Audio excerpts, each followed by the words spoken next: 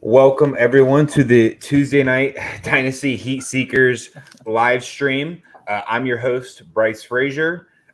You can find me on Twitter at RotoHeatBryce. I've been trying to be a little bit more active on there, especially with like fantasy football stuff. I've been posting some kind of bold takes for the season, along with some a little bit of opinions, especially during these preseason games. So give me a follow on there and chat with me on Twitter. And you can also find me on the Facebook page, Roto Heat Dynasty Fantasy Football. Great community. People are always in there asking questions. And right now, Rick is doing a free survivor pool with a free prize. So you join, you can get in that as well. So lots of opportunities to win some stuff on the site and also chat some fantasy football with anybody else. And I'm joined by the always reliable Anthony Leone. Leone, how are we doing this evening? Doing good, man. Glad to be back. Glad you're here. Glad everything's well with you. It's almost time for regular season football, man. This is awesome. I can't wait. I think we're like 12, 11 days away. Pretty less amazing. Than that, aren't we? I'm not Aren't sure. we 9 days? So I don't know if Thursday, we're 9. Yeah, Thursday would be, this upcoming Thursday would be a week out, right? From the first game. So, yeah, I guess 11, 12 days for the bulk of it. But the season opener, I believe, Isn't it next Thursday, right? I'm not sure. Let's see. Let's check it out. I believe so. Maybe I'm lying. NFL. Who's playing? Who's the first game? Oh, it's September 8th. No, we're 2 weeks out. Oh, yeah. That's right, because they do a week break between preseason Bills and at Rams. Rams. Wow. What a good first game, right? I know, yeah. What do you think's going to win? Is it at Rams? The Rams. I'll give edges to games like that to the home field advantage a lot of times, because I think that does play a bigger part than I really took into a consideration, a couple of years ago. I think it takes sometimes going to a game to really feel the home field advantage for a lot of these teams, especially ones traveling across the country.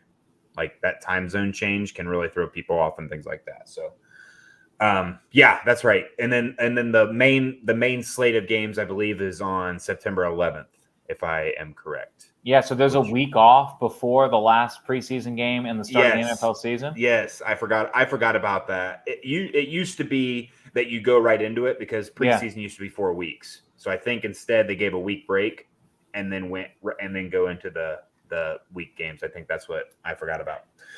Cool. But with that being said, obviously this week we are recapping preseason week 2's performances by a lot of players. It's still kind of a mixed result of a lot of teams benching their starters, some playing like an entire quarter into the second quarter. Some teams still playing their starters for only a drive or two. Nonetheless, we still got to see a lot of these rookies get their chance to kind of shine and prove their value maybe in these rookie drafts where you got them. But before we get into that, we'll get into a couple of news and notes. So Tom Brady finally showed back up to practice this week. I believe on Monday he was with the team and practicing. So that's good news for anybody who had him, because they weren't really talking about it. So like if it was something major, who knows? He could have just randomly retired right in the middle of the preseason, and it would have shocked the world. But then it wouldn't have been that surprising. So what were your thoughts on Tom Brady returning? I knew he would. I don't think he would go out like that. He'd have to like lose a limb for him to go out like that. So I figured he'd be back. I'm glad he's back. I don't know if we're going to see any preseason action with him or not. Probably not. But maybe he wants to get some reps in before the season, especially since we just found out they have a week off after. Yeah, I think he always played at least a drive in the last or second to last preseason game when he was with New England. So I would be surprised, I guess, if I didn't see him for at least a few plays in there. But they're doing all these joint practices and stuff now. I think you get a good enough kind of feel of the game for that. That's why I think we're not seeing a lot of these starters. And then there was another one, Leone, I didn't add to the sheet, but rookie receiver for New England, Tycoon Thornton, who I thought would have a pretty active role starting out, is now out probably at least 8 weeks. So yeah, he broke his collarbone, I think, right? Yeah, it's either cracked or broken. But either way, no matter what, the recovery time is the same for either one. So we probably won't see him till the middle of the season, which is kind of that's a bummer. Yeah, it's a bummer because he was like the speed to blow the top off the defense, and the next guy up for that kind of speed is Nelson Aguilar, who apparently has been looking pretty decent in practice, but still, I think we've seen enough of Nelson Aguilar to know what we're getting. And then in other news, kind of relevant in fantasy because it pertains to a guy that we've both been big on this offseason, and the Raiders from Kenyan Drake believe that the Raiders are going to release him soon. So it kind of solidifies Zamir White, as that number 2 back. So it's Zamir White season sooner than I think we thought. Of course, he's not going to take over the number 1 role over Josh Jacobs right away. But I think we're going to see him pretty active in that offense, even starting week 1. So any thoughts on Tycoon Thornton and the release of Kenyan Drake? Do you think we're going to see an Arizona Kenyan Drake reunion tour? Given that behind James Conner, they don't really have much depth. I think they could really use someone like Kenyan Drake. What do you think about that? I think it's possible. It also could. Who knows? Miami might try and grab him again and just add another mediocre back. They need some more guys. Eight mediocre backs that they have. So I don't know where Kenyan Drake goes from here. I think he just plays a kind of shadow role of a guy like, oh yeah, I forgot that guy there. He's on this team now. Kind of deal. I think his fantasy value or relevance is extremely irrelevant at this point. I'd pretty much consider him a drop candidate. So just kind of how I feel about him, which is kind of crazy because 3 years ago, Kenyan Drake was going second round in some dynasty startups and stuff like that because everyone thought it was as soon as he left Miami, it was his time to shine because he had all the talent. So it's kind of strange to see some of these running backs' careers just take a huge turn in 2 to 3, 4 years. Cardinals mini helmet behind you is signed by Kenyan Drake, isn't it? The what? The Cardinals mini helmet behind you is signed by Kenyan Drake, isn't it? That is signed by DeAndre Hopkins. Oh, excuse me. Yeah. Excuse me. D-Hop, and then, D-Hop, Willie McGinnis. Oh, okay. Very good. Yeah, I just want them in breaks. I didn't go buy them specifically, so I kind of get what I can in those little fun things. I happened to get a Patriot player, which was awesome, and then I was like, oh, D-Hop's good. I'll take D-Hop. Right on. So, all right. So, well, we want to talk about your boy Watson real quick because I don't think we've mentioned that he got suspended officially for 11 games. I don't know if we talked about that last week or not, but yeah, you know what? I don't know. I don't think we did. Yeah, so Deshaun Watson is suspended for 11 weeks, and we'll kind of get into that when we talk about. Yeah, let's just wait for that. Yeah, we'll talk about good call. Some of these guys. So let's go ahead and start with the quarterbacks of this preseason. And again, just Kenny Pickett now went in as the number 2 guy. It looks very good. And again, Mitch Trubisky looked just fine as well. But, Kenny Pickett just looks very methodical with the ball. He's not running unless he really has to, which was good signs for me. Because again, like I mentioned last week, I really thought that he was going to tuck and run a lot, but it looks like he's able to sit there and kind of read through the progression. And kudos to the offensive line for the Steelers as well, because he's had great protection so far this preseason. I've been watching a lot of the Steelers because I think arguably they're the most exciting team preseason wise to watch for. Because I'm big on Kenny Pickett and I like George Pickens, mostly George Pickens. And he's just looked really good. So it's something to note because I think that just decreases the room for error for Mitch Trubisky at this point. And as it appears from this last preseason game, he has jumped Mason Rudolph in the depth chart because Mason Rudolph came in later that game. It's not like he was benched as resting, but he came in as the number 3 quarterback. So now the hierarchy, he's moved up a spot, has looked very good. The room for error is low at this point for Mitch Trubisky. So I think we're going to see Kenny Pickett pretty early in this season unless Mitch Trubisky is playing near perfect for what he's expected to do. What are your thoughts on Kenny Pickett? Yeah, I mean, I agree with you 100%. I have a dynasty roster with Mason Rudolph on it that I grabbed him in the offseason thinking, well, maybe, he was getting a little bit of buzz. Maybe he'll be the starter. Well, I have roster cut downs next week. It's going to make it pretty easy to figure out one of those three guys I got to cut. So, between Pickett and Trubisky, I think Mason Rudolph is obviously the odd man out. Will Trubisky start the year? I think he will. Mm-hmm. But Pickett, probably by week 4, if things don't go as well as they hope, I think he'll be in there. Yeah. I was saying the same stuff last year about Mac Jones and Cam Newton. So, nothing really surprises me anymore. So it wouldn't be surprised to see him potentially being announced as a starter, because I haven't really been reading training camp stuff either. And if he's playing this well in training camp, it'd be hard to argue not to have him start right away. But obviously, Mitch Trubisky is still starting the preseason games, so he must be at least kind of holding on to that job. But I know early in training camp, Mitch Trubisky was struggling. So maybe he's turned it around, because I haven't been reading those reports as often as I'd like to anymore. But just something to keep an eye on. We still got, again, there's a whole nother week after this last preseason game. A lot can happen. I think a lot of coaches play it conservative. I think they want to just take their time, because they don't want to be pinned as the guy who threw in the guy too early and broke his confidence. Bill Belichick isn't afraid of that, though, because he's Bill Belichick, right? Yeah. And Mike Tomlin wouldn't be afraid of that, because he's Mike Tomlin. I mean, it's not like he's going to – if the upper management want Pickett in, he'll put Pickett in. I don't think he's worried about that. So I think I think Trubisky will start. But I have it like 50-50, and like you said, I would not be surprised if week 1 he's named the starter.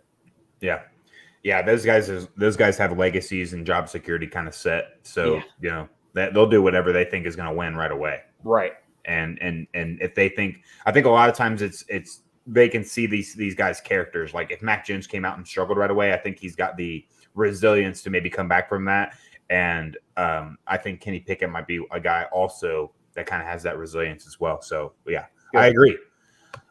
Jumping into the other quarterback that I was kind of excited about this offseason, I had him as my number 2 ranked quarterback coming into the 2022 draft for guys I think that are NFL ready. Desmond Ritter, again, just looked really efficient. His stats, I believe, were 10 for 13, 143 yards. I didn't see his rushing stats, but again, this guy just looks so accurate. So I watched this game last night until Felipe Franks came in, and Marcus Mariota is just not as good a passer as Desmond Ritter. And I think the writing is on the wall for that team on Desmond Ritter will be the starter. It's just a matter of when for this team.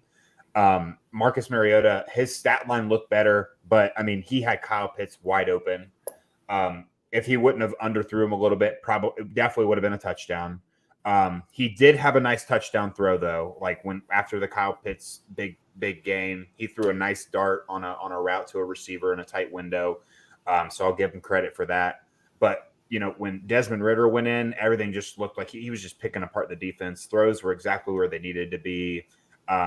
Reading through the progression, he just looks like an NFL quarterback already. Kind of reminds me of Dak Prescott's preseason debuts, where it was just like, this guy is definitely going to take over, but it's just when. And for Dak Prescott, obviously, it's because Tony Romo got hurt. I don't think that'll be the case for Desmond Ritter. I think it'll be, again, probably a similar situation to the Steelers. If week 3, week 4 come around and the Falcons aren't doing very well, I think at that point you can start your rebuild process, let Ritter get in with Drake London and Kyle Pitts, start building a rapport and turn that organization around, because that they have the talent to like be good in a year or two and immediately be back to like an above average team. So what have you been looking at Desmond Ritter, and do you like what you see?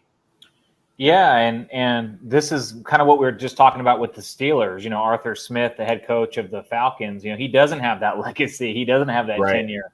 So I think we're going to see a more conservative approach. Now, they also don't have, I don't know if we want to call Tony Romo a franchise quarterback, but if he wasn't one, he was as close as you can get to one. And so the Falcons also don't have that. Mariota wasn't even with the team last year. Yep. So I think they're going to take a more conservative approach. They're going to make sure Ritter is more comfortable. He looks the part, at least maybe just physically looks like a veteran. But no, I mean, I think he'll be, once he learns the offense, I think we'll see some more noise. I also worry though that they just don't have the playmakers. So I think they kind of want to get everyone else around the quarterback up to speed too before they throw him out there, because we're not even sure if Drake London's going to start week 1, and Kyle Pitts. I don't know if you saw his highlight; he looked pretty good. Yeah. Zacchaeus Olidime scored. The guy at the very, very bottom of your little cheat sheet you carry around. Very last guy, remember? But go and take a look. Zacchaeus. I can't show it, but it's right here. Yeah. Zacchaeus, he scored a touchdown. Yeah. Yeah, there. Well, actually, but I added your boy. Trey Nixon. Yep. Yeah. So he's not last anymore. I just thought it was funny. I was going to tag you when I saw that touchdown. You should have. Yeah. Yeah, you should have. I would have laughed. All right, cool. I have him stashed on a lot of rosters kind of deep, so I always kind of point him out because I think he'll be on the field early and often. Like, he might just be a sneaky guy that, like, you're like, whoa, this guy keeps getting like 8 to 12 points. Yeah. He'd be a decent little bye week plug-in. It's a good call. Yeah. So I just thought that was funny because that's who Mariota fit. He fit that tight window pass right into Zacchaeus. So yeah, I like it. We'll see Mariota take a bench seat, but I think he's going to have to. It's his job to lose at this point, and the room for error is shrinking every week, and every good practice Desmond Ritter has. Same thing with Mitch Trubisky with Kenny Pickett back there. I think the situations are very comparable. And then the last quarterback that we got time to mention is Joshua Dobbs. For the Browns, went 14 for 20, 141 yards passing, 4 rushes, 47 yards, and 1 touchdown. He started the game, too, to mention. I don't know if they're resting Jacoby Brissette or if he's got an injury. Honestly, I don't know how many people are paying much attention to Jacoby Brissette, but we've seen enough of them to know what we're getting, right? We haven't really seen a lot of Josh Dobbs, and he was making some pretty cool plays out there. I don't know if you got a chance to watch the highlights of him or anything like that, but he had some nice runs, some pretty good passes. And that offense is really set up for a mediocre quarterback to excel in all reality, because they play their offense through the run game, right? So it takes a lot of pressure off the quarterback because teams have got to worry about Nick Chubb and Kareem Hunt when they're in the backfield. And will Jacoby Brissette have you in a position to be maybe competitive once Deshaun Watson gets back? Or is it going to be a situation where Deshaun Watson's got to come back and immediately play at a high level so they can make a playoff push? I think that's very likely if you have Jacoby Brissette starting. Whereas in Josh Dobbs, I think it's obviously more of a gamble, but I don't really know if he plays much worse than Jacoby Brissette, and I think his ceiling is higher with that rushing upside. So I think it's important to note that Josh Dobbs could be a guy that starts relatively early this season, and and if he does take over, I think he has a pretty good chance to keep that job until week 11, as long as he's not playing god awful. Like, if he can keep them at 500 or above, I think Josh Dobbs could be a guy that you have as a number 3 quarterback or number 4 quarterback, and or bye weeks and injuries hit you got a starting quarterback until week 11. So what are your thoughts on Josh Dobbs and Jacoby Brissette? Well, you sold me. As you were talking about it, I went onto my league and made a waiver claim. I'm going to be dropping Mason Rudolph for Josh Dobbs. And I think it's a good call. I think it's very possible he starts, especially if Brissette starts and doesn't do well. I mean, they're not going to try nothing else. I mean, they have 11 weeks to play. They have to try to scrap together as many wins as they can, right? So yeah, I think it's a good call. Free agent. I'm picking him up too. I talked myself into it. Yeah. No, I think it's a good call. I mean, it's super flex, obviously, in one QB. Yeah, irrelevant. But yeah, I mean, irrelevant. You always need a fourth or fifth starter, and if he pops, it's just like that. The Huntley looks real good too for the Ravens. Yeah, it's like it never hurts to have these guys on your bench in these deep rosters. So yeah, I think that's a good call too. Yeah, and Huntley looked good last year when he played. Yeah, he looked like he played just like Lamar Jackson, right? I mean, it was almost kind of hard to tell the difference. If they were the same number, I don't know if I would be able to. Like, I would just look at the player and be like, oh, there Lamar Jackson's out there, doing Lamar Jackson stuff, and Huntley looks good. So that's really good because it's hard to not change your offense when a guy like Lamar Jackson goes down. But I don't think the Ravens would have. They didn't, right? They played the exact same way because that has a lesser skilled version of the same type of quarterback. So I think Josh Dobbs could be kind of similar to not necessarily to Deshaun Watson, but in the sense that he doesn't rely on his legs. Like, he can still sit in the pocket and throw it, but if he's got to run it, he can do that, 10 times a game, something like that. So just a guy to keep an eye on because like I said, we both just made waiver claims. Why not? That's preseason. Preseason will get you to pay attention to some of these guys that you overlook, and sometimes it pays off.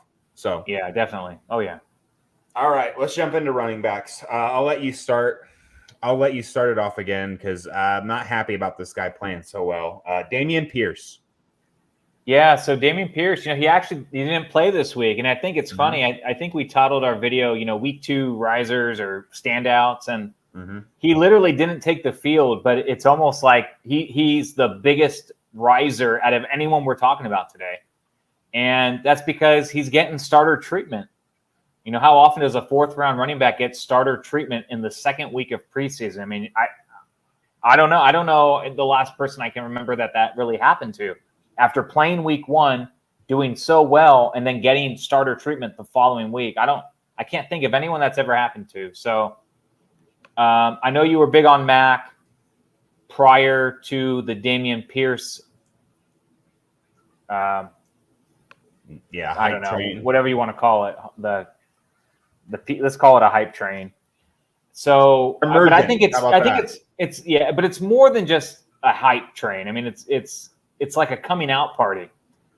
He looked really good week 1, and I would have loved to see him again week 2. Unfortunately, it looks like we're gonna have to wait till week 1 of the regular season. But I think this really hurts Mac, and I mean, I don't know. I mean, is Pierce he's gonna at least get half the carries, probably more, I would imagine. So I'm all in on Pierce, especially in redraft. But I have a feeling people are going to get carried away, and I've already seen people get carried away in rookie drafts, and they're catapulting him like ahead of Ken Walker. They're catapulting him like ahead of Treylon Burks and all these really good rookie wide receivers. And I think it's a mistake in Dynasty to be paying that much a first-round grade on Damien Pierce, because all it does to me is give me like flashback memories of this past offseason with Michael Carter. It's the same thing was happening with Michael Carter. 4th-round running back, got the starting job, looked pretty good. And Pierce hasn't even done this in any regular season games. Michael Carter was doing this in real games. And even still, he gets unseated by Breece Hall. This is a very deep draft coming up in 23. I would not be overpaying for Damien Pierce. Yeah, I'd have to agree. To be fair, I didn't have Kenny. I thought people were way too high on Kenny Walker because I just think Rashad Penny, the path to see the field is way easier for Damien Pierce, in my opinion, because I really think that Rashad Penny is good. Like, he's just not healthy. So if he can stay healthy, I think that's going to be very hard for Kenny Walker to take the job. And right now, Kenny Walker's not healthy, right? I don't know if he's even returned back to practice. I know he's been dealing with injuries himself, and that puts you behind as a rookie. So, yeah, it's not good news that Damien Pierce sat and Marlon Mack played. Well, it's not. What do you mean it's not good news? It's not good news for your Marlon Mack shares. Yeah. For me, yeah. For me, it's not like Marlon Mack shares because yeah, I thought he'd be kind of the guy, and it would transition into Pierce kind of throughout the season. But it's not looking to be that way. It looks like it's going to be Damien Pierce early and often. I think it's going to be like a 60-40 leaning Pierce's way early on. So Marlon Mack still has some value, but not much. I think he's definitely on his way out unless we see some injuries from somebody so he gets an opportunity again. Because I think it's a guy where it's like, you know what you're going to get. Like Marlon Mack isn't going to go out there and put up 30-point fantasy performances from you. But if he had a starting, bell cow role where he saw 20 touches, right? 20 touches, 100 yards and a touchdown would not, that's a good week for Marlon Mack, but that's about like his ceiling. So I always had him. I just liked him because his value, like where he was falling in drafts, like we were getting him way late. And he potentially still had a path to be the starter week 1. It's looking less and less likely that that's the case now. So, yeah, I'm on the Damien Pierce hype train, but I'm just not in the front like everybody else. I'm kind of in the back. I think he is a very end of the first round selection in rookie drafts at this point, right? Because I think we're seeing, in my opinion, you're probably seeing Kenny Pickett, the 5 wide receivers that were being taken first. I think George Pickens is climbed up there at like the mid first. So in the back half of the first round, you're seeing guys like Christian Watson, maybe still. Yeah. So let's revisit this because this was our poll. Remember, we did Christian Watson or Damien Pierce. You were. I think this was before the news broke that he got starter treatment. I think. Yeah, I'm pretty sure it was. It was 2 days after. And I think it was a 60-40 vote. I actually thought it would be a little bit more than that, I think. But I thought it'd be. I know. I thought you thought it would be flipped the other way around. So. And now a week removed, if you were doing a draft, would you still take Christian Watson ahead of Damien Pierce with everything we know today? I would. Yes. Okay. I just again, and that's. You could almost argue that could be team dependent, I think. But in a dynasty, I think Christian Watson just has all the intangibles, the tools, the size, the speed, the situation. And the long-term value. Long-term value to still be the pick there. But I don't think people are crazy for taking Damien Pierce over him. Like, I would have thought that was crazy. Like, a week or 2 ago. Yeah. A week ago, that's a little bit of a stretch. 2 weeks ago, I'm like, you're crazy. Like, I would have been like, you're crazy. There's no way. Yeah. But, Watson not practicing and not playing has, I think, hurt his value along with Damien Pierce's 5 carries has over 49 yards. Yeah. Has overextended his value too. Yeah. But again, the volume is going to be there for him. So I get it. I get why people want him. Cool. The touchdown upside on that team is going to be horrible, but the volume is there, but there's not really any wide receivers separating themselves by miles for Green Bay either. So Christian Watson plays in this preseason game and he puts up a good week. I think we're going to see him go right back to where people were valuing him right when he was drafted, right into the first round kind of guys. I think that's where Damien Pierce lays now. And before that, he was he was arguably the 4th running back taken off the board, right? I think we're seeing a lot of James Cook before him. We were. And Spiller. I have not actually Spiller in all the drafts I was in went after Damien Pierce. Oh, really? Interesting. Yep, all the ones I was in. So that and I can't argue that. I get why that was the case too. So, let's jump into the next guy. Who we got here? Brian Robinson. Okay. Yeah, this is a fun one. This one. This is still the Antonio Gibson meltdown. So it's still happening. This kind of transitions to the hot topic of what's going on right now. I feel like Antonio Gibson's a big name and a big topic being brought up in a lot of fantasy platforms, especially dynasty leagues. So Brian Robinson is the running back for the Washington Commanders. 8 rushes, 31 yards. Okay, the numbers are whatever, but he was the starter. He went in for snap number 1. Antonio Gibson was the return man. He was also helping the ushers get people to their seats, I think. Like, he had all these other jobs on the sideline. Doing a lot of stuff. Yeah. Are you what is going on? I'm not a person that owns Antonio Gibson anywhere. I I'm have running him in 2 11 leagues. I have him in 2 leagues, and I'm legit concerned. I still think this is the thing.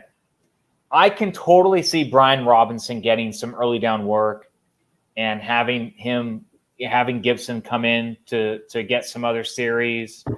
If McKissick is hurt, then I think Gibson naturally could fit into a lot of like the receiving scat back type roles.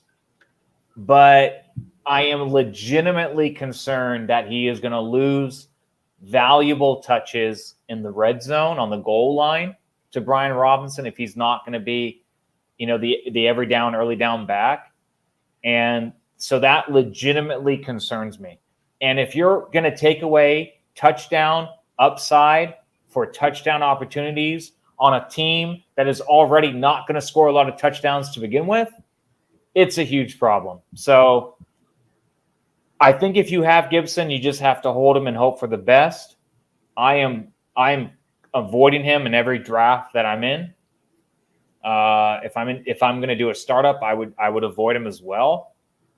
But I'm also not going to go crazy and draft who this topic is actually physically about, Brian Robinson Jr. I mean, I'm not going to go out of my way to draft him either, because like we just said with Pierce and Michael Carter from last year, just because you're a starter doesn't mean you're going to remain the starter years on end. And so in Dynasty, I think people have a tendency to overreact to things and overpay for the now, and they don't look 2-3 years ahead, and they really lose out on making smart choices at the current time. So as a Gibson owner, I'm concerned, but there's really nothing much you can do about it. Don't sell them low, just kind of hope for the best.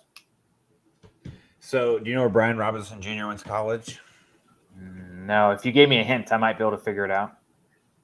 A lot of successful running backs come from this college, especially in today's league. Alabama. Yeah. So he was probably the most boring Alabama running back to watch the past decade. Like, I was like, this is the first Alabama running back that I think is not going to be very good in the NFL. And he comes in and takes over Antonio Gibson's job. I had the luxury of avoiding Antonio Gibson like the plague when he came into the draft.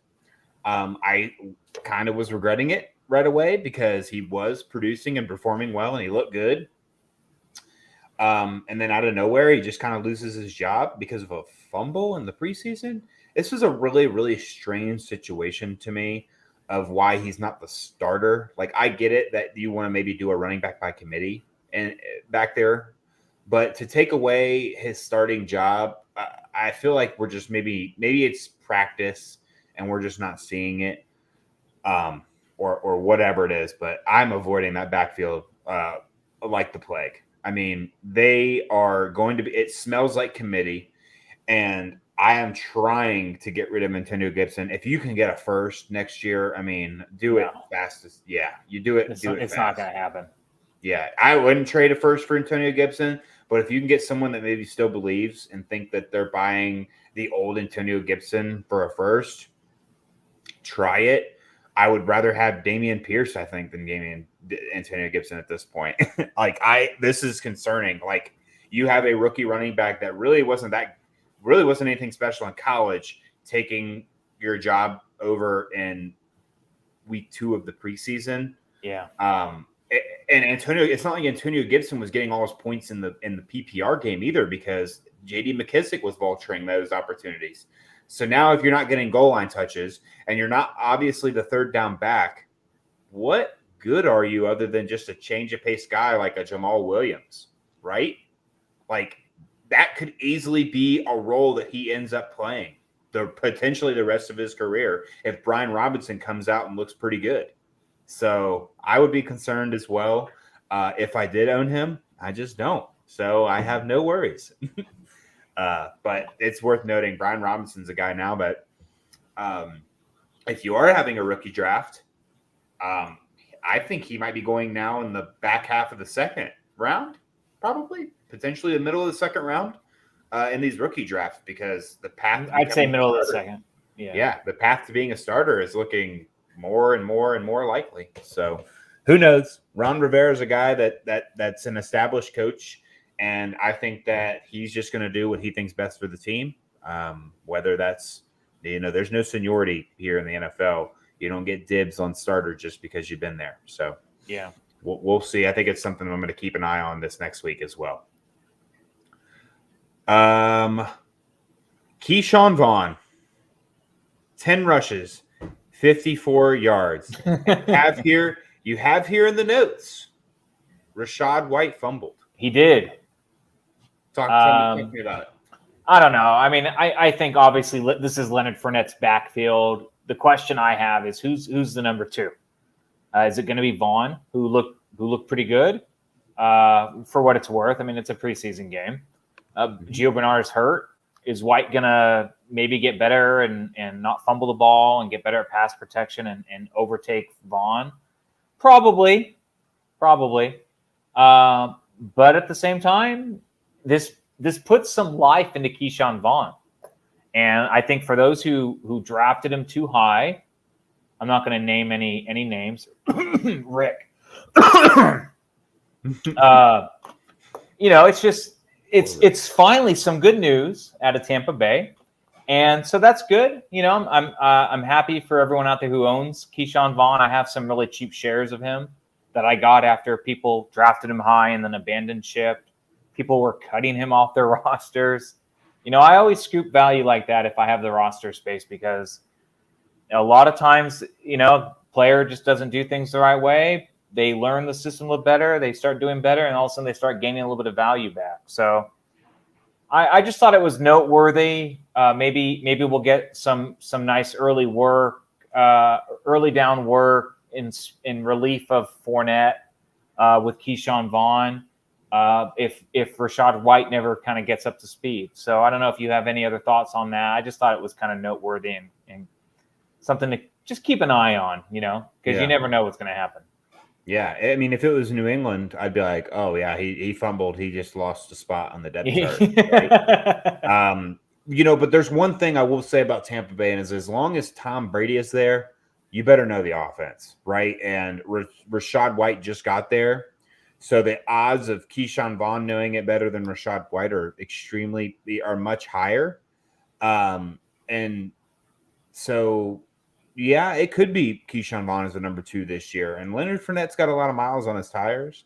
I think we talked a little bit about that last week. Yeah. So, when you got players that have had that amount of volume for their career, it's the chance of injury increases. So, Will we see the number 2 running back at some point, being the starter on a team like Tampa Bay? I think it's relatively likely, right? I think there's a few teams where the running backs there just have a lot of miles on them, so they might be out for a couple of weeks just to rest, right? I mean, the season's long.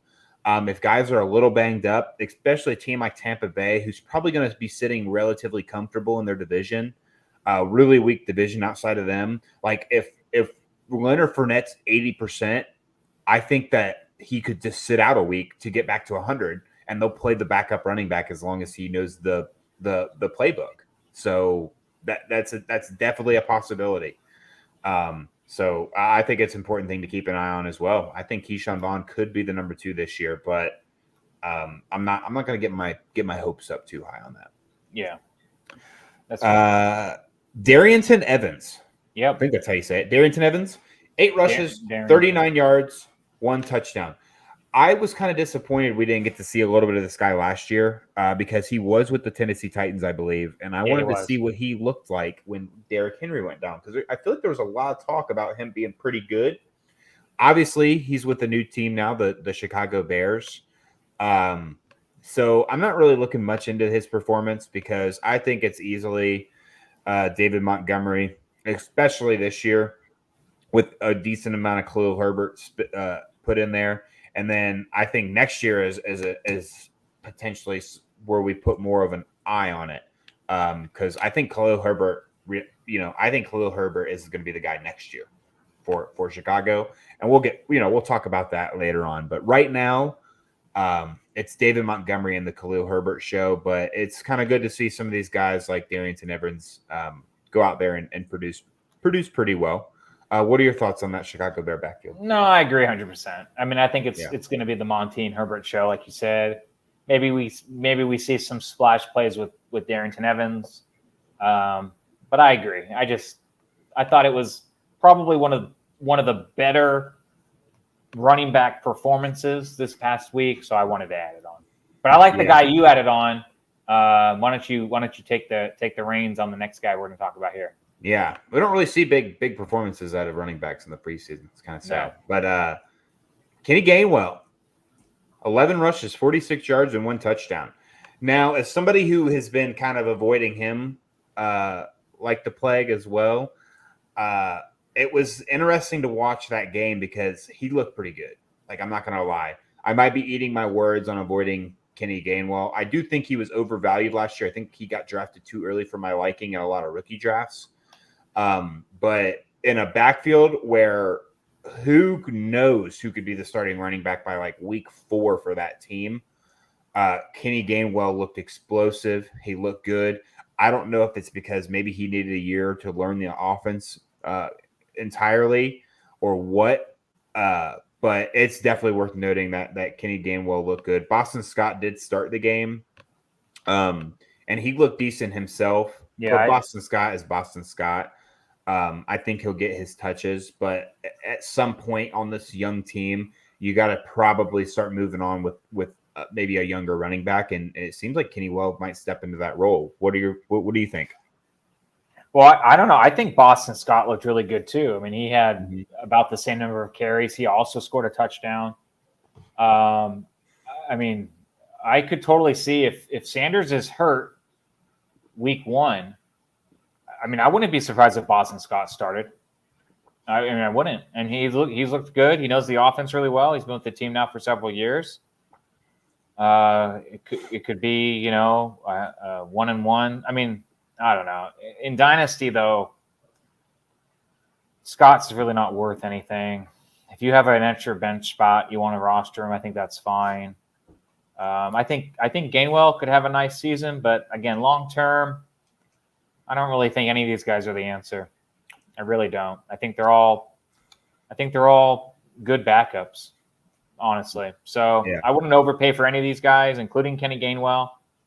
Of them all, I think I'd rather have Sanders just because I think he's the most talented. And they all cost about the same. I mean, well, not Scott, but between Gainwell and Sanders. I mean, how much more expensive would Sanders be over Gainwell or vice versa?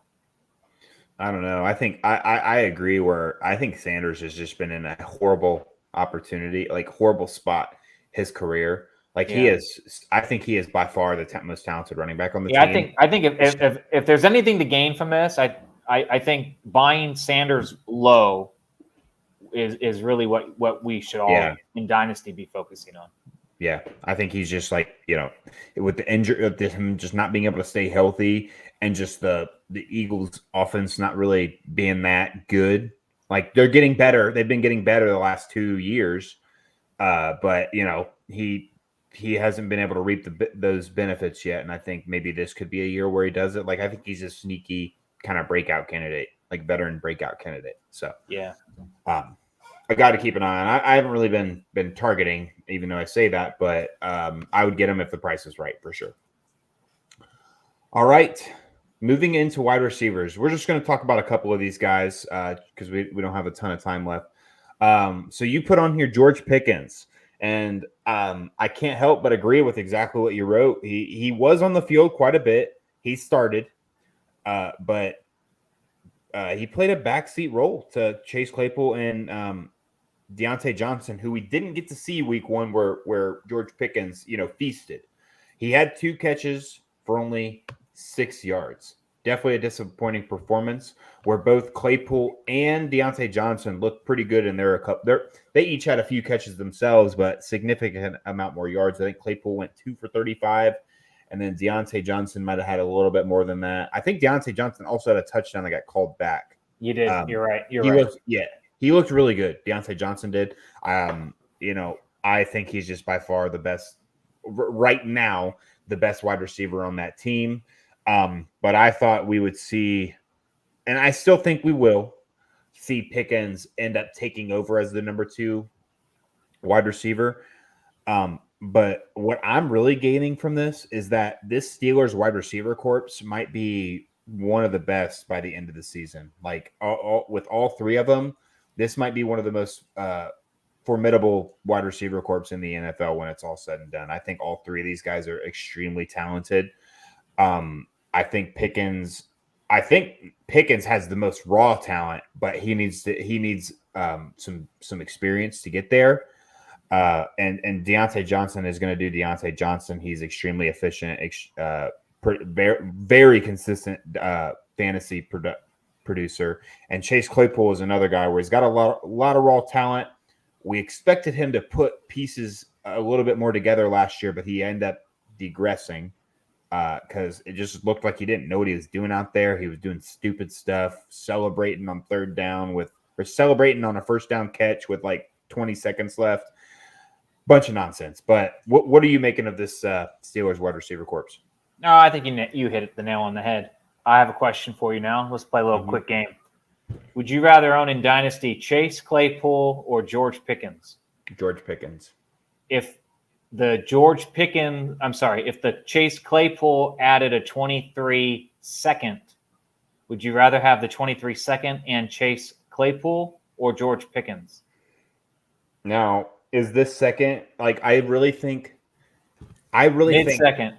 Mid. I still think I'm gonna stick with my guns and stay with George Pickens here. Late first, that's unfair. Late first and Chase Claypool, late 23 first and Chase Claypool or George Pickens? I think that's even. Wasn't that fun? I think that's even. Yeah. I think that's an even trade right now at their values. I think I'm pretty good at this where I have guys that I project to be way more valuable later in the season, but I think I have a pretty good awareness of what their value is now. And the only reason I say that is because like there was a poll going on. I feel like got a lot of attention on the Facebook page. Was it Christian Watson and Damian Pierce? No, it was Jerry Jeudy and Travis Etienne. Like people were debating who would you rather have? And most people said Etienne, right? Etienne, yes. I said it's even. But I think at the end of the season, it's going to be easily Jerry Jeudy. I really do. But right now, that trade is even. Is what I would say. I'm predicting that Jerry Jeudy has a crazy good season, so that's not going to be even. But right now, I couldn't fault anybody for choosing Etienne in that situation. So you voted for Jeudy then? I did say Jeudy. I said it's even, but I think I said it, but I'd prefer Jeudy. Okay. But yeah, I think that's a fair trade. Yeah. So okay, cool. I think those are fun. Yeah, I still think Chase Claypool is worth. For example, I thought Chase Claypool, and I'm probably higher on him than most people, but I would have taken him for like one of the last 2 first-round picks this season. Like the one. Who's having a better season this year when it's all said and done? Chase Claypool or George Pickens? George Pickens. Mm-hmm. Okay. Hence why I would have Pickens more.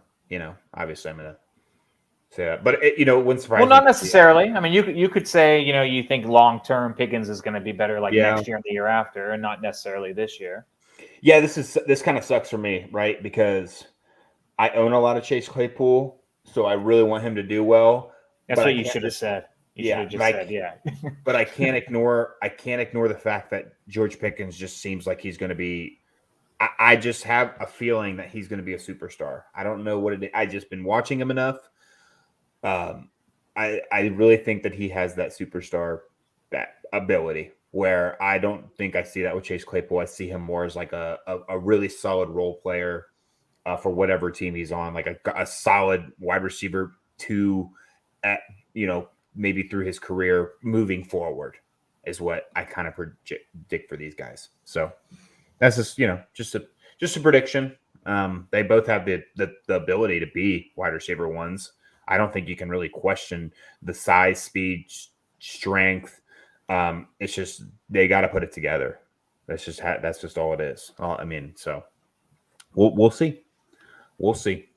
What would you rather have, Chase Claypool or George Pickens? Pickens. But would you do it for the first, or would you do it for the second and Claypool? I think I'm with you. I think I agree exactly with what you said.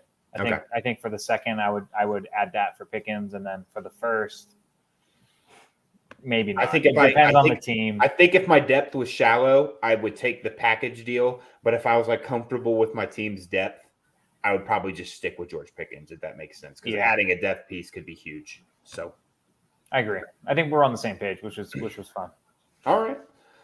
And now on to probably the most the guy who's made the most hype at wide receiver position in these preseason games, Romeo Dobbs. Again, a solid performance. 3 catches, 24 yards, and 1 touchdown. Found the end zone 2 preseason games in a row. Was on the field with the starters. Looked pretty dang good. And his touchdown. Did you see it? His last one, the one this week or the one last week? This one. I saw the one against the Niners. I didn't see the last one. This last one looked like something they would throw to Davonte Adams. It was a little jump ball. Just a little. Can you get a video up on your share screen? Let's see something fun. I don't know. I'll work on that. I'll work on that while you go find. Tell me what you think about Romeo Doubs. What's that entire wide receiver situation? Yeah, what are you making of it? I think Lazard is really going to be the guy this season. I think Watson is in a bad spot. He's injured, not having time in the preseason to kind of get up to speed. I don't know if he's going to be able to build Rodgers' trust. That's really the big thing with Rodgers is he wants receivers' trust. He wants to know that if he throws the ball, they're going to be in the right spot. He's not like a really nice guy. I mean, let's just call a spade a spade. I mean, he's not a nice guy. He's very straightforward with them, and he's always been like that. He's just not a nice guy. I don't know how to explain it any better than that. I can relate to him. No. So he just has high expectations. He puts in a lot of work, I would imagine. He expects his wide receivers to do the same. He's comfortable with Cobb. That's why he brought him back. I think Sammy Watkins is experienced. I think he's going to like that, what is left of him in the offense as well to start the year with Lazard. I think Lazard is going to get most of the vacated targets left from Davonte Adams. So Dobbs, I think he's kind of one of these preseason darlings. Maybe he'll put it together throughout the season. I wouldn't expect it early on. Same with Watson. I think they're going to need an injury to Cobb or Watkins, which is very likely for them to really get on the field. But in the meantime, I think it's really going to be Lazard's show for the receiving targets, in addition to Aaron Jones and A.J. Dillon out of the backfield. Okay. See it? I see it. Okay. Tell me if it starts playing here, okay? I will. You going? It's playing. Oh, yeah, look at that. Does that not look Davonte Adams? Dude, look just like him. If he was wearing 17 or whatever number he wore. See if I can go back. Didn't he wear 17, Davonte Adams? Like, that almost looks like Davonte Adams. Boom. Like, at first glance, like, if you don't know that's not Davonte Adams, like, you would think it's Davonte Adams. Yeah, well, he didn't have the dreads either. But that's like a route that they'd have. And I think if Aaron Rodgers sees something like that, that's really good for Romeo Doubs, because you're not going to see Randall Cobb doing that, to be honest. Can we see Christian Watson do that? Absolutely. I mean, he's like 6'4", 6'5". He's just got to get on the field. And, you were talking about Aaron Rodgers not being a nice guy. Yeah, I know he doesn't talk to his family or anything like that. But let's not forget, early in Davonte Adams' career, what did he struggle with? Real bad. Drops, right? Yeah, catching the ball. He had like the second most drops in his second season, I believe, only behind Amari Cooper, who also was really bad at dropping the ball early in his career. So seems like Aaron Rodgers might be a pretty forgiving man for some of these receivers. And, he's at the end of his career. I think he's got about a year or two left. He's going to want the best athlete on the field because he's going to be able to squeeze everything out of him. So Romeo Dobbs, I think, is definitely earned himself playing time.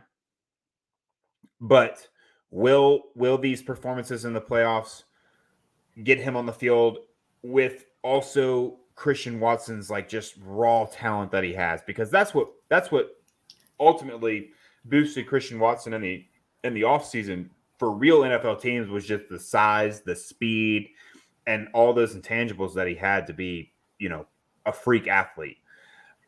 So I realistically think that Christian Watson will be the answer by the end of the season. I think we're going to see it early. Like I think that we're going to see it by. I think we're going to see pretty good production out of him by week 3.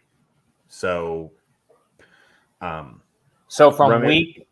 week 7, if we were going to ignore the first 6 weeks and you're going to say week 7 to 17, who's going to be the highest scoring player on the Packers? Aaron Jones. Or wide receiver on the Packers. You'd say Watson. Last 3 months. I would say it's going to be Watson, yeah, or Lazard. I don't think we see Dobbs in that conversation. Okay, to be honest. So, but the path is open for him. Like the door's open. If Christian Watson is lacking, Dobbs is not right now. Like he can go in and produce. I know there's been a lot of talks about the rookies dropping balls. That was like one of Christian Watson's first days back. So I don't know how much he was getting yelled at, like how that had to be boiling up, I think, for Aaron Rodgers, those drops issues. So was Christian Watson just like coming in and dropping everything, or was these drops happening while he was rehabbing? You know what I mean? Like, or was he a part of the drops? I'm not sure. I'm not there at the practices. I just know Aaron Rodgers got in their ass about it. So, but it's not something, again, it's not something we haven't seen before. Yeah. Davonte Adams had it bad. So, right. So I think drops get, the drop issue gets blown out of proportion because who'd we see it with last year, right? Like Jamar Chase. Everyone was freaking out about Jamar Chase. And obviously I wrote an article, don't worry about it. Like it's not something that we're completely worried about. I had to do these players guys that are rising in value, guys that are falling. And I wrote Jamar Chase was falling in value because the fantasy community ultimately thought that like he was falling in value. And he was dropping balls. Like it's not like we weren't seeing it. We're seeing it in the preseason games. Like he was doing it on television for all of us to see, not practice where only a few people get to see it. So, and he even said it was just an adjustment. Like it's just an adjustment he had to make. The ball was a little bit different size. It didn't have the white stripes he was used to or whatever. And obviously it's not a concern now. So, the most talented guys are going to get the ball. CeeDee Lamb still drops the ball. He's just too talented not to get it in his hands when he does catch it. So hopefully Christian Watson's the same way. And one more wide receiver I want to talk about. I'm going to keep talking about this guy because I have the same like kind of Jacoby Meyer man crush feeling about him. Yeah, I just think that he has a path to be on the field. And it's Trey Nixon again. 6 catches for 56 yards. I'm trying to stash this dude on my deep dynasty roster as much as I can. So if you got anybody that's a relative drop candidate, I'm picking up Trey Nixon and I'm throwing him in there. He works hard. Bill Belichick's talked about his work ethic and has had nothing but great things to say about it. And that Bill Belichick rewards players that are always, there and working hard. Because Julian Edelman used to be the same way. Jacoby Meyer was the same way. I think Trey Nixon can be a sneaky guy that can be have decent value for your fantasy team. Maybe later this year or next year. I also think Lil Jordan Humphrey for New England is also a guy that could be a little sneaky too if you have an extra roster spot. But I prefer Trey Nixon over him. So just had to sneak him in there. Do you have any thoughts on Trey Nixon? I 100% disagree with your take on this, to be honest with you. Really? If I had an extra roster spot, I am almost positive I could find someone better than Trey Nixon. No offense. You can stash your guys. I do not see enough there for me to be interested in it at all. But that's okay. We'll come back to that one day. You like your guys? Please, let's come back to that. You can actually get his rookie card on eBay for $199. Might get it signed? Not signed, but shipping's only $150. So for under $5, you can get it. I might look at some autos. All right, and we do have a tight end to talk about this week.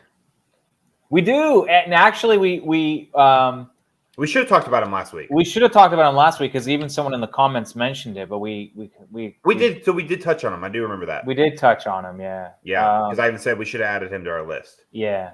So that was cool. He had another good. He had another huge. I mean, this time he had a huge game. He had 8 targets, caught all 8 balls, 100 yards, touchdown. Early. This wasn't the whole game. This was early. Yeah, and people now obviously Andrews, wasn't taking any of those opportunities, but people think, hey, he's going to be the real deal alongside Andrews. 2 tight end, 11 personnel sets. I don't know. I mean, I think it's okay to roster him. I would not recommend starting him, especially week 1. I mean, see kind of what happens. They don't have a lot of pass catchers in Baltimore. So, could he be fantasy relevant? I mean, maybe. I mean, the only time I can really think of another tight end duo that you would confidently start weekly was Gronk and Hernandez. Goddard and Ertz probably had some when they were both. Maybe. Okay. That's good. Good shout. That's probably about it. Yeah. And I think most weeks, though, they underperformed. Like they cannibalized each other. Yeah. I mean, Hernandez and Gronk was like the only time.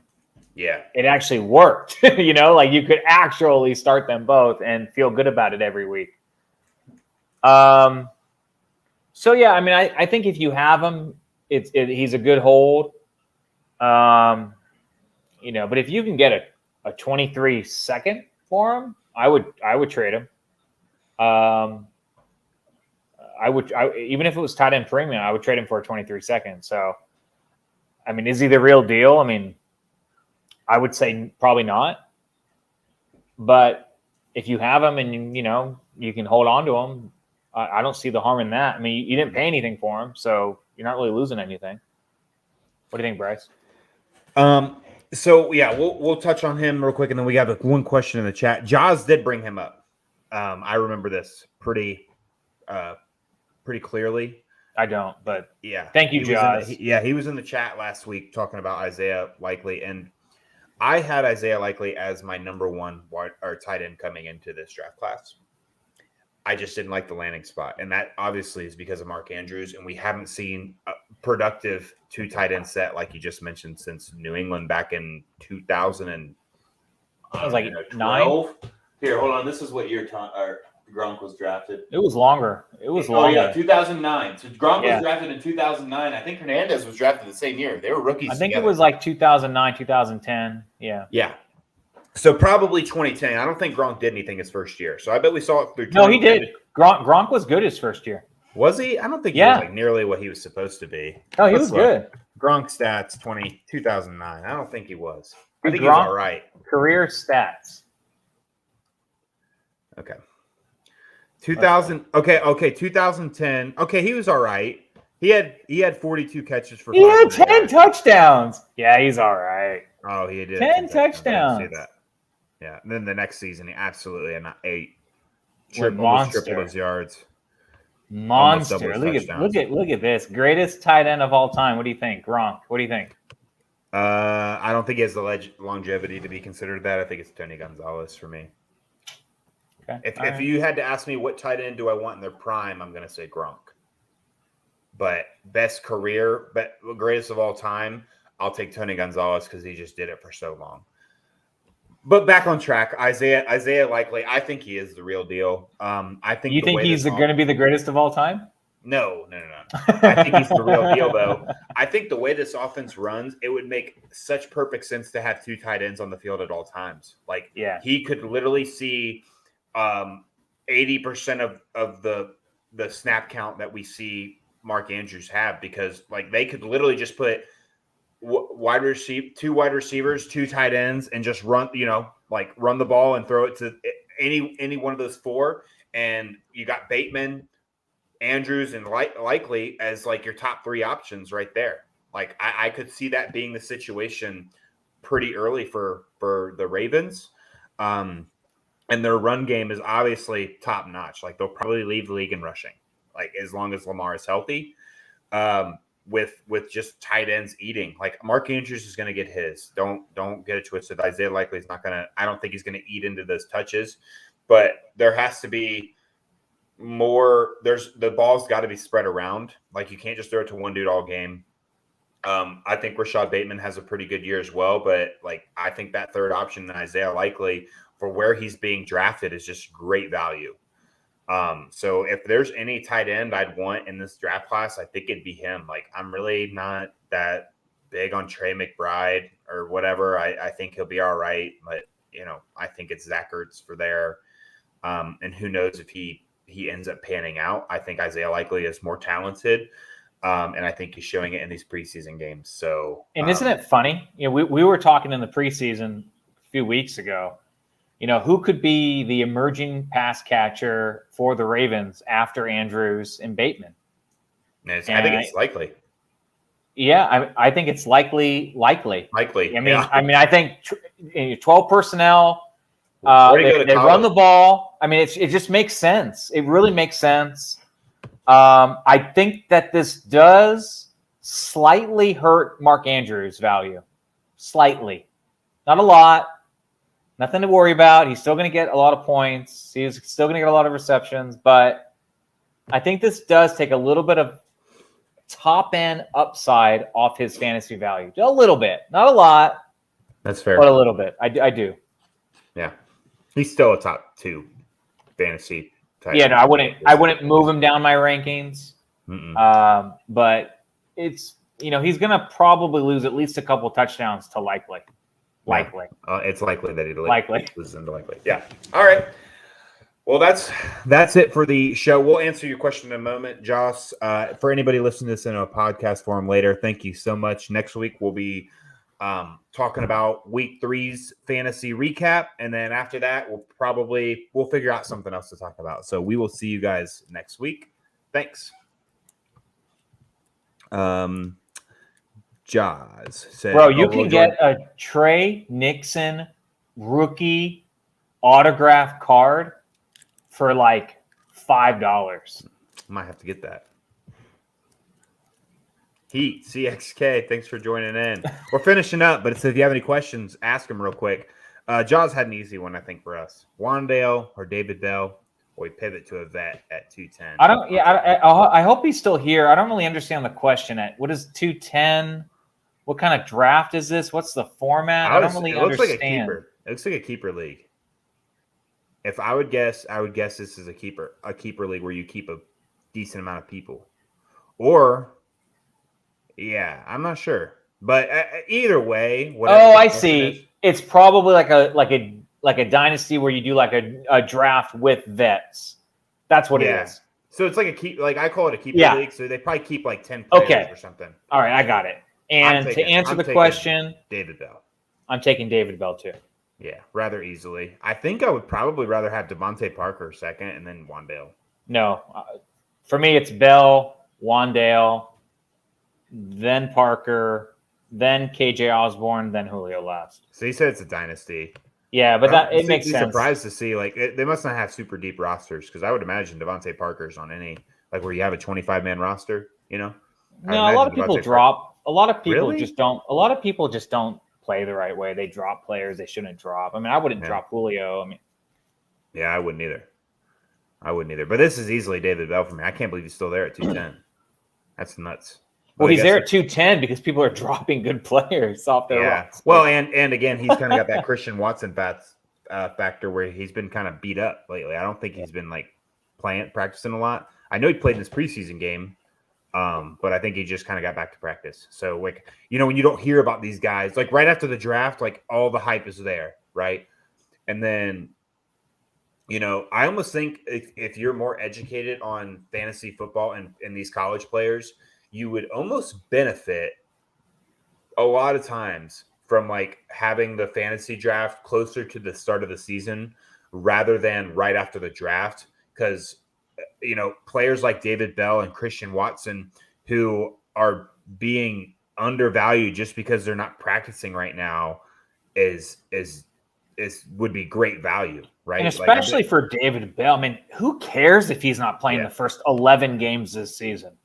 You know what I mean? Like, you're probably his not getting value is coming once Watson is back anyway. Yeah. So really tight roster restrictions. Yeah, I mean, and you're not looking to start Devontae Parker on a weekly basis, and if you are, you're probably not going to win your league. CXK asked a good one. Last question: Brian Robertson or Rashad White? For me, it's White pretty easily. I think he has more long-term value as a potential pass-catching running back in the NFL. So whereas maybe Robinson will have a better 2022, in redraft, it's easily Robinson, no question. But in Dynasty, I'm looking 2 to 3 years out. I do not see the most boring Alabama running back in Alabama's history as a long-term. Not the history, just like the last decade. I took your quote. That's a decade. I was just paraphrasing. Even though I never watched him play, I'm just using the information from you. I want the guy who I think could have a PPR value in the future. And I'm not really even looking at this season. Yeah, I think I agree with that. I like Brian Robinson for this year. I think right now the value is with Robinson, where you could get him and then flip him for more than what you could get White for. So, like, if you're like, I don't really want any of these guys, like, you then take the guy that's more valuable and trade him, right? But if you want to hold on to value, I think Rashad White has a better chance to being a higher volume running back in the future, where I think Brian Robinson is going to be in a running back by committee for a while. Bryce, I don't know the answer. I was confident on the last poll we did. Who do you think would win this poll in the Facebook group? Ooh, Brian Robinson Jr. I'm gonna go with the strategy you went with last time, and Brian Robinson Jr., the guy who's got all the hype right now. All right, let's do it because I'm really curious. I don't really have an opinion. Care. Yeah, I don't care. Yeah, I mean, I think. Do you think Rashad White would win it? I think White would win. Okay. But I think it'll be really close. It'll be closer than the last one, I think. Okay. Let's do that. Cool. Alrighty. Well, that's it for questions. So, Jaws, CXK, thanks for joining in, guys. We'll be back next week at 8 Eastern time zone, talking about week 3. I'm really curious to see if we're going to see starters. Kyle Shanahan said that Trey Lance is playing week 3. I think we're going to because of the week break. I think we're going to see starters. I think we're going to see almost all teams do it. Because, in the past, when they did 4 weeks, week 4, you never saw starters. Yeah, because it was the week before. Yes. Because it was the week before, yeah. Right. And week 3, you would see almost all of them playing more than they would in any other weeks. So I'm hoping it's the same. But, seen we have been lucky, knock on wood, that we have not seen any really relative. I'm not say this right now. Really relevant fantasy people. Oh my God, you just said that right now. You just jinxed it right now. Oh my God. Dude, next time there's any knocked on wood. No, dude, you did not say that. Yes, I did. I said Has anyone else said that? Have you heard anyone else say that in this whole offseason? Last week. I know, and you're playing. You're playing with fire here, man. You're playing with fire. All right, CXK got a last one in here. B-Rob or Kirk going forward in fantasy? I'll go with Christian Kirk. I think he's going to get likewise. Easy. Yeah. Kirk. Easy. All right. Well, if you guys are on the Facebook group, go vote on there and see. Tell us who you'd rather have, Robinson or Rashad White. So we'll see you guys next week. Thanks. Good night. Thanks.